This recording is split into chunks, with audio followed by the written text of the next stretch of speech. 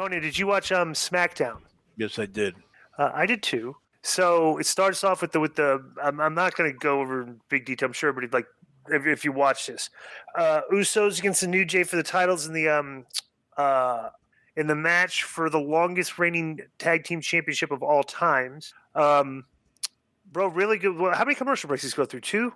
They went through 2 commercial breaks, and the spots to go in the breaks were done very well. But basically, these teams have been fighting it out, and they finally get in the middle. They all look at each other, and bro, instead of doing the Japanese fighting spirit spot that most wrestlers would do in this situation, they started just slugging it out like 2-on-2 in the middle of the ring. That was good.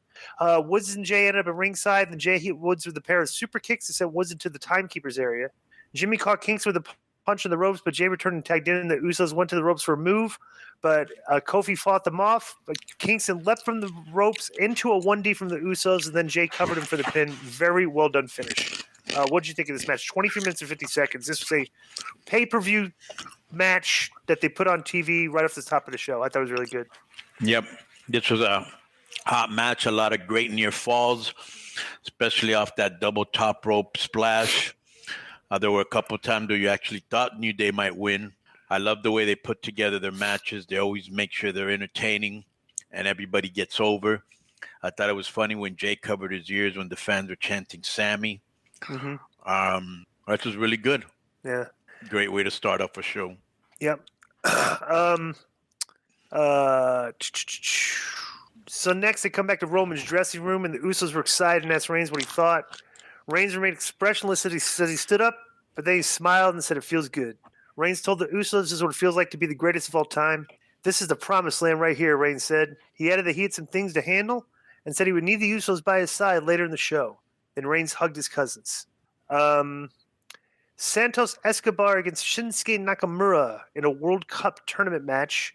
This is decent. I have a question. I wonder where Sammy is. Yeah, he wasn't on the show. I was going to ask that when we get to the end, because there's I don't know why he wasn't on the show, and he's also in the World Cup. Yeah, I didn't hear a mention of him either. I wonder if there was a mention in the World Cup, but was there mention why he wasn't with the Bloodline? No, and they usually do a real good job of filling in those gaps. Yeah, it just says here that Michael Cole announced it was due to personal reasons, and the only thing that Sammy tweeted was something about his Syrian charity. So there's not really. That's it. They're not in Saudi Arabia, so I could see when he didn't show up for Crown Jewel. But what does that have to do with here? Yeah. Yeah. Plus, also, you had told us that Kevin Owens wasn't being used because Sammy wasn't being used, but Billy's saying he isn't being used because he's hurt. Right. Owens. No, that's what Joe had told us. Yeah, no. That was a story that Owens got an MCL sprain. Yeah, Owens just got hurt 2 days ago on a house show. Yeah. Oh, okay. All right. My bad. So the pre-tape, Escobar said he wasn't just representing Mexico. He's going to show Nakamura how they deal with reckless people where he comes from. And they also mentioned that Nakamura would face Great Muta as part of Muta's retirement tour in Japan on New Year's Day. That's interesting. Basically, Nakamura just back and forth, decent match, and Santos Escobar defeats him in 8:20 with the Del Toro left off the ring steps, was caught with a Nakamura knee. But back in the ring, Escobar took control and performed a Phantom Driver and scored the pin. After the match, Legado del Fantasma celebrated inside the ring. And what'd you think of this? Well, I'm not a fan of, if you're going to push Escobar, because I'm not a fan of too many distraction finishes or interferences. And that's been happening a lot. And obviously they used interference here. And I don't think it's necessary because you're trying to push Escobar, and I don't think Nakamura is a guy that really needed to be protected. So I wasn't really into that. But other than that, I thought Escobar looked really good here. So next, Liv Morgan makes her entrance. They had a bunch of ads and a graphic that touted this year's Crown Jewel as being the most watched Saudi Arabia WWE event in history, also known that doubled last year's viewership. Got a quote here. Joe keeps sending me things from like the Observer, from Reddit and everything. So Freddie Prinze Jr., okay, this is the statement this guy makes, right? He basically says, how come it's taking so long down? Freddie Prinze Jr., I say the following with pride. I did not watch a single minute of the Crown Jewel, and my life is so much better for it. Even if it was great, I do not believe in it. I think it is a goofy pay-per-view. Dude, Do you know how much money they make from that show? Yeah, I mean, come on. we've already. That's like- I that's- said on the show last week, Di, that the Saudi Arabia, this last crown jewel, I can't remember the number, but the amount of money it made is more than every WrestleMania combined. Yeah, so, there you that's go. unbelievable. And then he thinks it's done this. It's like, this guy wants to open up a wrestling company, right? Yeah, he's working on it. Yeah. Good grief. So this is kind of weird that they've been doing this a lot lately. They'll go to a ring entrance and they'll put a lot of stuff in between the ring entrance and the start of that segment, but this was interesting. So Megan Moran, after Liv Morgan's entrance, they go to the back and she's interviewing LA Knight. Knight complained about not being in the SmackDown World Cup tournament. Knight noticed that Moran was looking at the monitor behind him and the Bray Wyatt stuff was flickering on the TV monitor. Knight complained to someone off camera when he turned around, Bray Wyatt was standing right there where Moran had previously been. When Knight turned around, Wyatt said he could see all the anger brewing inside Knight and said he feels the same. He said people have told him that the rage inside him would make him a monster. Wyatt recalls saying that he's not proud of the things that he does, but he laughed and said he's not sure how true that is anymore. Wyatt said he knows what it takes to get respect. Wyatt asked Knight how far he's willing to go, and Knight said it was none of Wyatt's business. Knight told Wyatt to go back to his romper room, play with his puppets, and stick them anywhere that gives him pleasure. Then the monitor flickered with Wyatt imagery again, and Wyatt headbutted Knight before Knight could say his name, and then Wyatt walked away, and Knight stood up and wondered where he went. What'd you think of this? I thought like this was great. I didn't expect it, and I love when I get caught off guard. Mm-hmm. And obviously, this guy has creative control, Bray Wyatt, and he wants to work with LA Knight. So Mhm. that bodes well because they'll both cut good promos. They just did cut good promos on each other here. Right. And Yeah. so I'm intrigued again by Bray Wyatt, who was starting to drag a little bit. All right. So then they go to they had a 6-pack challenge. Liv Morgan against Raquel Rodriguez, against Shotzi, against Sonya, against Lacey Evans, against Xia Li for a shot at the SmackDown Women's title. I'm not interested in any of these performers. Okay, let me be very concise here. Yeah. I think Triple H has done a lot of good things since he came back. This ain't one of them. The way he's booked all the women, just about, especially these, has been horrendous. You know, Raquel Rodriguez has no gimmick. She's just a smile and a lat spread. Liv Morgan, the tough girl gimmick, bad girl, whatever she's supposed to be. I'm not buying it. Sonya Deville's the only one that has a little bit of a personality, but they don't do much with it. Xia Li has zero personality or charisma. Lacey Evans just seems to be there. They don't know what to do with her. You know, Shotzi, I think, has a shot of being a star, so I'm glad she went over. She had good personality. I agree too. Of all the characters in that, the one with the most personality went over, I think. Right. Okay. But they've done a bad job with these girls. I'm not interested in any of them. I'm not interested in anything they do. And that's booking's fault too. Let me read you Pal's POV on this. You want to hear it? Yeah.